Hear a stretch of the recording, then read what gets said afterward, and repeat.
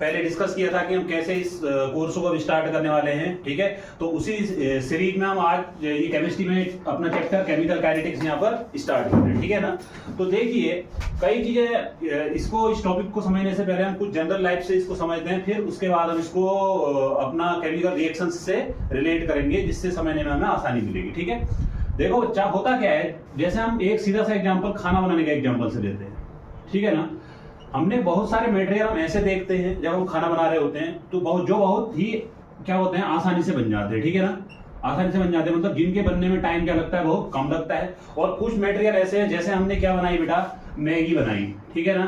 तो उसमें क्या होता है, ये बहुत ही कम टाइम में आसानी से बन जाती है, ठीक है। और अगर हम दूसरी चीज ये कहें कि मैंने अगर जिस गैस में मैं खाना बना रहा हूं, उसकी अगर आंच हमने क्या कर रखी है, बहुत ज्यादा कर रखी है, ठीक है। और दूसरा क्या कर रखा है कि आंच को क्या कर रखा है, बहुत कम कर रखा है, तो उससे भी खाना बनने की स्पीड में क्या फर्क पड़ जाता है, फर्क पड़ जाता है कि कब जल्दी बन जाएगा, कब स्लो, कब धीरे से बनेगा, ठीक है ना। तो ऐसे ही क्या होती है बेटा, हमारे पास केमिकल रिएक्शंस होती हैं। क्या होती हैं? केमिकल रिएक्शंस होती हैं, ठीक है। तो केमिकल रिएक्शंस में क्या होता है कि बहुत सारी केमिकल रिएक्शंस हमारे पास ऐसी होती हैं जो बहुत फास्ट स्पीड से कंप्लीट हो जाती हैं। For example ionic reactions. Ionic reactions क्या होती है, बहुत ही फास्ट होती हैं, ठीक है। और दूसरी रिएक्शन क्या होती है, जैसे वो क्या होती है, बहुत स्लो स्पीड से चलती हैं। जैसे रस्टिंग ऑफ आयरन वाला एग्जांपल ले सकते हैं, उसमें बहुत ज्यादा रेडियो एक्टिविटी के ले सकते हैं हम, ठीक है। तो ये इनकी स्पीड क्या होती है, बहुत कम होती है, ठीक है। और बहुत सारी रिएक्शंस ऐसी होती है जो एक फिक्स टाइम इंटरवल में, जिनका रेट क्या होता है, एक मॉडरेट रेट से चलती है, ठीक है ना। न तो बहुत स्लो होती है, न बहुत फास्ट होती है, ठीक है। तो ऐसा क्यों हो रहा है, जहां पर हम क्या करते हैं कि जैसे अब अगर मैं बात करूं, जो रिएक्शन बहुत फास्ट हो रही है, उस केस में क्या हो गया, रिएक्शन का जो रेट है या स्पीड होगी वो क्या होगी, बहुत ही ज्यादा होगी। और जब स्लो हो गया तो उस केस में क्या हो गया, हमारा स्पीड क्या होगी, बहुत कम होगी, ठीक है ना। तो ये सारी चीज है कि कोई रिएक्शन क्यों बहुत स्लो हो रही है या क्यों बहुत क्या हो रही है, फास्ट हो रही है, ठीक है। जैसे यहां पर मैंने खाना बनाने के एक एग्जांपल से समझा था कि जैसे हम कौन कौन सी कंडीशन में खाना फास्ट बनता है या खाना स्लो बनता है, या कौन से ऐसे फैक्टर्स हैं, ठीक है ना, कौन से ऐसे फैक्टर्स हैं जिन पर रिएक्शन का रेट डिपेंड करता है, ठीक है ना। इन सारी चीजों की स्टडी हम केमिस्ट्री में जिस ब्रांच में करते हैं, उसी ब्रांच को क्या बोला जाता है, केमिकल काइनेटिक्स बोला जाता है, ठीक है। तो अगर मैं बोलूं कि इसमें हम पढ़ते क्या है केमिकल काइनेटिक्स में, केमिकल काइनेटिक्स में हम ये पढ़ते हैं कि रिएक्शन के रेट के बारे में, ठीक है। किस स्पीड से रिएक्शन चल रही है, स्लो हो रही है या फास्ट हो रही है, या किस मॉडरेट स्पीड से तो नहीं हो रही है, ठीक है। या कौन से फैक्टर्स ऐसे हैं जिनकी वजह से रिएक्शन का रेट, रिएक्शन का स्लो होना या फास्ट होना जिन फैक्टर्स पर डिपेंड करता है, ठीक है। उन सारी चीजों को हम किसमें पढ़ते हैं, केमिकल काइनेटिक्स में पढ़ते हैं, ठीक है ना। अब मैं अगर एक टर्म को डिफाइन करूं, रेट को डिफाइन करूं, साइंस के टर्म पे हम पहले डिफाइन करते हैं, ठीक है ना। रेट को अगर हम डिफाइन करते हैं तो कोई भी चीज जो टाइम के साथ क्या हो रही है, चेंज हो रही है, ठीक है ना। जो भी चीज क्या हो रही है, चेंज हो रही है। अगर मैं उस होने वाली जो चीज टाइमली चेंज हो रही है, उसको अगर मैं किससे डिवाइड कर देता हूं, टाइम से डिवाइड कर देता हूं, ठीक है ना, ठीक है। तो उस चीज को हम क्या बोलते हैं, रेट बोलते हैं, ठीक है। तो अब यहां पर देखिए किसी भी केमिकल रिएक्शन में होता क्या है, ठीक है। तो रेट रिएक्शन है, मान लो एक रिएक्टेंट, केमिकल रिएक्शन में होता क्या है, एक रिएक्टेंट किस में कन्वर्ट होता है, प्रोडक्ट में आसानी से कन्वर्ट होता है, ठीक है। तो जैसे जैसे टाइम रिएक्शन आगे की ओर प्रोसीड होती है, मतलब टाइम बढ़ते जाता है, ठीक है। तो कंसंट्रेशन, ठीक है, of reactant, concentration of reactant क्या होने लग जाएगा, हमारे पास डिक्रीज होने लग जाएगा, ठीक है ना। और जो कंसंट्रेशन और प्रोडक्ट इनिशियल स्टेट में क्या होगा, बहुत ही कम होगा, ठीक है, बना ही नहीं होगा, मतलब जीरो कंसंट्रेशन मानते हैं उस केस में, इनिशियल जब t इक्वल टू 0 होगा, ठीक है। और जैसे जैसे टाइम बढ़ा और इस रिएक्शन चलना स्टार्ट हुई, तो जो प्रोडक्ट का कंसंट्रेशन है, कंसंट्रेशन ऑफ प्रोडक्ट, ठीक है, ये क्या होने लग जाता है, ये इंक्रीज होने लग जाता है। ये तो हमने रिएक्शन के बारे में जाना, ठीक है। तो अगर मैं आपसे ये पूछूं कि किसी भी रिएक्शन में चेंज होने वाली चीज क्या है, चेंज, यहां पर चेंज क्या हो रहा है, सीधा सा जो चेंज हो रहा है वो किस में आ रहा है, कंसंट्रेशन पर, ठीक है ना। चाहे वो रिएक्टेंट के केस में क्या हो रहा है, डिक्रीज हो रहा है, और प्रोडक्ट के केस में क्या हो रहा है, इंक्रीज हो रहा है, ठीक है। तो अब मैं अगर केमिकल रिएक्शन के टर्म में, ठीक है, केमिकल रिएक्शंस के रेस्पेक्ट में क्या करूं, रेट को डिफाइन करूं, तो रेट का जो फॉर्मूला हो जाएगा, अभी हमने क्या बताया था, जो भी चीज क्या होती है टाइम के साथ चेंज होती है, ठीक है, उसको अगर हम किससे डिवाइड करते हैं, टाइम से डिवाइड कर लेते हैं या टाइम इंटरवल से डिवाइड कर लेते हैं, तो वही चीज किसको एक्सप्लेन करती है बेटा, रेट को डिफाइन करती है। ठीक है ना, तो यहां पर हमारे पास जो चेंज होने वाला टर्म है वो क्या है रिएक्शन में, कंसंट्रेशन। ठीक है, तो मैं लिखूंगा क्या इस फॉर्मूले को, change in concentration, change in concentration, ठीक हो गया, अपॉन क्या आ गया यहां पर, टाइम इंटरवल, या टाइम बोलो या टाइम इंटरवल। तो ये हम आगे हमेशा इस चैप्टर में कौन सा फॉर्मूला यूज करेंगे, आप ये वाला। ठीक है ना, अब देखिए इसके बाद की कहानी हम देखते हैं क्या होता है, ध्यान से समझना कि एक कोई भी रिएक्शन हमें हमारे पास दे रखी है। ठीक है ना, मान लो ये रिएक्शन है हमारे पास, एक रिएक्शन है, एक इसमें कन्वर्ट हो रहा है, मान लो बी में कन्वर्ट हो रहा है। ठीक है ना, तो इस केस में मैं रेट को कैसे लिखूंगा कि rate of reaction, rate of reaction. ठीक है ना, रेट ऑफ रिएक्शन क्या होगा, change in concentration upon time. मान लो इसके कंसंट्रेशन में कितने का चेंज आया, चेंज को हम किससे दिखाते हैं, इतने का चेंज आया डी का। ठीक है ना, ये स्क्वायर ब्रैकेट लिख रखा है तो इसका मतलब क्या है, कंसंट्रेशन को शो कर रहा है, डी किसको शो कर रहा है, चेंज को। ठीक है, और मान लो टाइम इंटरवल हमारे पास कितना है, dt में इतना चेंज आया। ठीक, तो अब यहां क्या होता है कि जैसे ही मैंने क्या बोला, यहां पर आप देखिए कि टाइम बढ़ने के साथ साथ रिएक्टेंट का कंसंट्रेशन क्या हो रहा है, डिक्रीज हो रहा है। तो इस डिक्रीज को शो करने के लिए हम इसके आगे क्या साइन लगा देंगे, रिएक्टेंट वाले केस में माइनस लगा देंगे। ठीक है, अब यहां पर दूसरी चीज क्या होगी, अब मैं रेट ऑफ रिएक्शन इसके रेस्पेक्ट में लिख रहा हूं, किसके रेस्पेक्ट में, प्रोडक्ट के रेस्पेक्ट में। ठीक है, तो यहां पर भी मान लो इसमें इसके कंसंट्रेशन में कितना चेंज आया, डी भी लिख दिया मैंने चेंज इन कंसंट्रेशन को, और यहां पर क्या लिख दिया, अपॉन dt। ठीक है,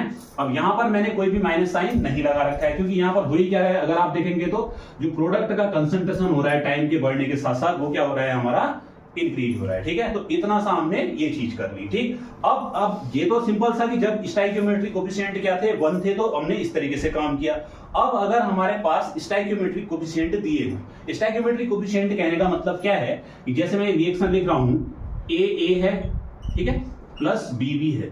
ठीक, ये कोई नंबर होगा। ठीक है, इनको ही क्या बोला जाता है रिएक्शन में, स्टोइकियोमेट्रिक कोएफिशिएंट, और वो किस में कन्वर्ट हो रहा है, सी प्लस डी में कन्वर्ट हो रहा है। ठीक है, तो अब हमारे पास कितने रिएक्टेंट कितने हैं, एक ये वाला है रिएक्टेंट, एक ये वाला है। ठीक है, और प्रोडक्ट है हमारे पास इतने। ठीक है, तो हम हर किसी के रेस्पेक्ट में क्या करते हैं, रेट को डिफाइन कर सकते हैं। तो रेट में क्या लिखूंगा यहां पर, ध्यान से समझना, अभी हम एक्सप्लेन करेंगे कि ये जो कोफिशिएंट का इसमें रोल क्या होता है। ठीक है, तो अब देखिए जो ये स्टोइकियोमेट्रिक कोफिशिएंट है, ये रेट के क्या जाएंगे, अपॉन में लिखेंगे हम इसको। ठीक है ना, तो हमेशा जो भी मैंने पहले, तो मैं रेट को क्या करूंगा, माइनस, जैसे मैंने यहां पर एक्सप्लेन किया ऐसे, minus D by D T. ठीक है, और जो इसका स्टोइकियोमेट्रिक कोफिशिएंट है, इसको मैं क्या ले आऊंगा, इसके अपॉन में ले आऊंगा। ठीक है, तो इसके बाद की कहानी क्या होगी, D B by dt change in concentration फिर से आया। अब ये क्या है बेटा, बोलो, ये फिर से क्या है, इस साइड लिखा हुआ है, तो इसका मतलब ये क्या है, आपका रिएक्टेंट है। रिएक्टेंट के उसमें हम रेट को डिफाइन करते हैं, तो आगे क्या साइन लगाते हैं, माइनस साइन लगाते हैं। और ये जो कोफिशिएंट है, जैसे यहां पर मैंने क्या लिखा, कोफिशिएंट को अपॉन में लिखा, तो इसके कोफिशिएंट को भी मैं यहां पर क्या लिखूंगा, अपॉन में लिखूंगा। ठीक है, तो दूसरा ये हो गया हमारा। तीसरा क्या है, अब हम किसकी ओर जाएंगे, प्रोडक्ट की ओर जाएंगे। प्रोडक्ट में कोई भी साइन नहीं आता है, पॉजिटिव ही रहता है वो। ठीक है, फिर से मैं इस कोफिशिएंट को कहां ले आऊंगा, इसका स्मॉल सी है तो इसको मैंने ऐसे लिख दिया। अब चेंज इन कंसंट्रेशन क्या हो गया, D C by D T.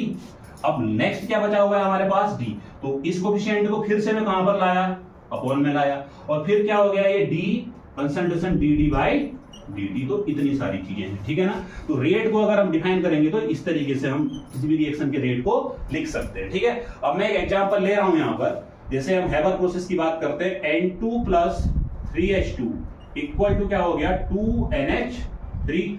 यहाँ पर आपका Fe कैटलिस्ट होगा और अदर चीजें भी हैं, जैसे हैबर प्रोसेस की बातें हम बाद में सीखेंगे कहां पर, जब हम पी ब्लॉक पढ़ रहे होंगे। ठीक है ना, जैसे उसमें क्या क्या कौन से कैटलिस्ट की प्रेजेंस में होती है या प्रमोटर कौन सा होता है, वो बात की बातें हैं। पर यहाँ पर हम केमिकल इस रिएक्शन के लिए रेट कैसे लिखेंगे इसको समझ। ठीक है, तो यहाँ पर फिर से हमारे पास रिएक्टेंट कौन कौन आए, N2 आया और H2 आया।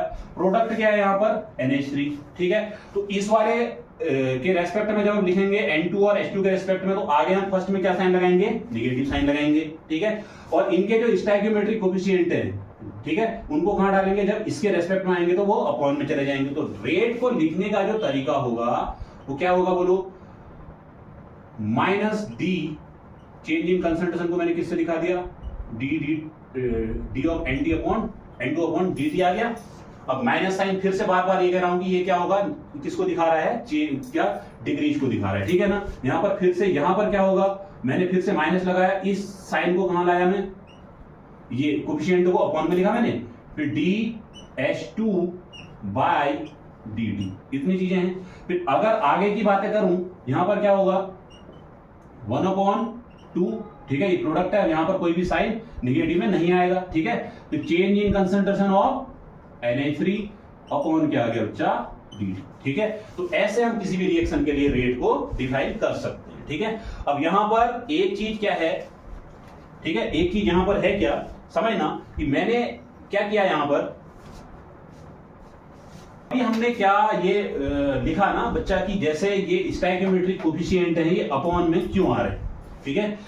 जैसे यहां पर तो ये स्टोइकियोमेट्रिक कोफिशिएंट का कोई रोल था नहीं। अब यहां पर क्या हो रहा है कि ये जो आगे जो लगे हुए कोफिशिएंट हैं, ठीक है, और ये किसके लिए आ रहे हैं, ये कहां आ रहे हैं, अपॉन में आ रहे हैं। और ध्यान रखना रेट का जो मीनिंग होता है, समझना इस बात को, रेट हमेशा किस चीज के लिए होगा, बैलेंस्ड केमिकल रिएक्शन लिखी होगी तभी हम क्या करेंगे, रेट को डिफाइन कर पाएंगे, ठीक है ना। ये मान अगर मैंने इसके लिए रेट डिफाइन किया हुआ है, ठीक है, तो इसका मतलब क्या है कि ये मैं मान के चल रहा हूं कि ये कौन सी रिएक्शन होगी, बैलेंस्ड केमिकल रिएक्शन होगी, ठीक है। जैसे यहां पर है ये बैलेंस्ड केमिकल रिएक्शन है, तो इस तरीके से हम जब तक अगर आपकी केमिकल रिएक्शन बैलेंस नहीं है तो वहां पर क्या किसका रेट का कोई भी मीनिंग नहीं होता है, ठीक है। अब यहां देखिए मैंने यहां पर तो क्या लिखा कि रेट को क्या लिखा, यहां पर कोई कोफिशिएंट नहीं आया, मैं इस कोफिशिएंट को अपॉन में लिख क्यों रहा हूं, ठीक है। तो एक एग्जांपल से समझते हैं हम इसको। देखिए इसको समझने के लिए मान लो एक हमारे पास ए है, ठीक है, जनरल लेते हैं, ए किसमें कन्वर्ट हो रहा है, 2b प्लस 3c कोई रिएक्शन है, एक जनरल रिएक्शन, हम इससे समझने की कोशिश करते हैं, ठीक है ना।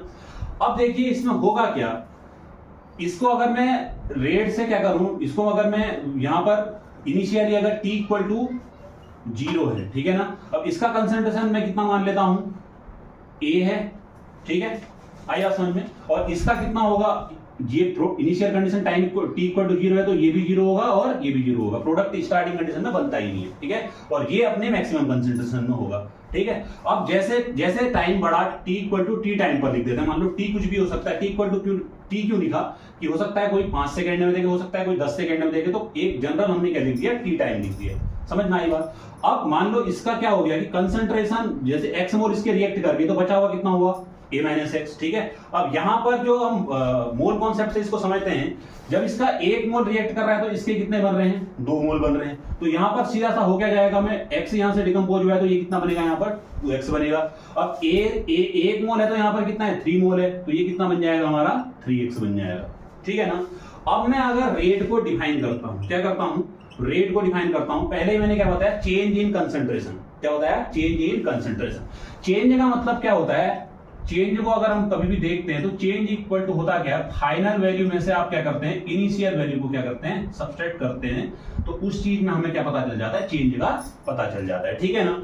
अब देखो इसके रेट में, इसके रेस्पेक्ट में अगर मैं रेट को डिफाइन करूं, ठीक है, तो यहां पर क्या आया, पहले तो मैं माइनस साइन लगाऊंगा क्योंकि ये क्या है, रिएक्टेंट है, ठीक है। फाइनल क्या है, a माइनस एक्स है, ठीक, तो इस final concentration, change in concentration लिख रहा हूं ना, फाइनल माइनस इनिशियल, ठीक है, अपॉन क्या लिख दिया मैंने, t माइनस 0 लिखा तो मैं सीधे से क्या, t माइनस 0 लिखूंगा, मैं सीधे से क्या लिख सकता हूं, उसको t लिख सकता हूं, ठीक है। और इस केस में अगर मैं रेट को डिफाइन करूंगा तो इसके रेस्पेक्ट में लिखूंगा, तो फाइनल क्या है, 2x, इनिशियल क्या है, कंसंट्रेशन 0 अपॉन क्या आ गया, t, ठीक है। अब नेक्स्ट क्या आ गया, यहां से इसके रेस्पेक्ट में लिखूंगा तो फाइनल कितना है, 3x, इनिशियल कितना है, 0 अपॉन क्या आ गया, t, ठीक है ना। तो यहां पर जब हम वैल्यूज को देखते हैं, ठीक है, तो यहां पर अगर हम देखेंगे तो देखो इसको माइनस ये लिखा, a से माइनस a गया, x है, ठीक है, माइनस x आया तो ओवरऑल वैल्यू कितनी होगी, यहां पर हम मैं लिखता हूं तो x बाई t होगी, ठीक है। और यहां पर कितना आ रही है हमारे पास वैल्यू, 2x बाई t, और यहां पर कितनी वैल्यू आ रही है, 3x बाई t आ रही है।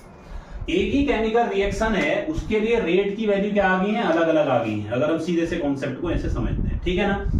पर क्या कोई चीज ऐसी हो सकती है कि एक ही अलग अलग के रेस्पेक्ट में अगर हम देखें, मान लो हम 3 दोस्त एक गाड़ी में जा रहे हैं, ठीक है। 3 दोस्त एक गाड़ी में जा रहे हैं, तो अगर एक गाड़ी में जा रहे हैं तो सीधी सी बात है, मान लो किसी एक प्लेस से दूसरे प्लेस में जा रहे हैं, एक ही स्पीड से गाड़ी चल रही है, तो इसका मतलब क्या हुआ, इक्वल टाइम में पहुंचेंगे, सभी एक साथ ही तो पहुंचेंगे। ऐसा तो होगा नहीं कि गाड़ी में एक पहले आधे घंटे पहले पहुंच गया, एक आधे घंटे बाद में पहुंच रहा है, ऐसा तो होगा नहीं।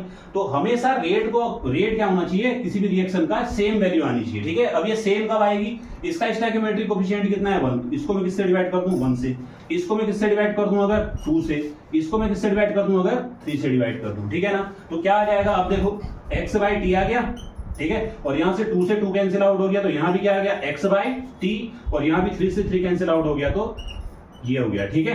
अब यहां पर हमने नंबर ऑफ मोल्स, अब मैं ये मान के चल रहा हूं, हमने जैसे change in concentration upon time, ये सीधा सा क्या होता है, ये नंबर ऑफ मोल्स रहते हैं रिएक्शन में, ठीक है ना, इसके कितने मोल होंगे ये।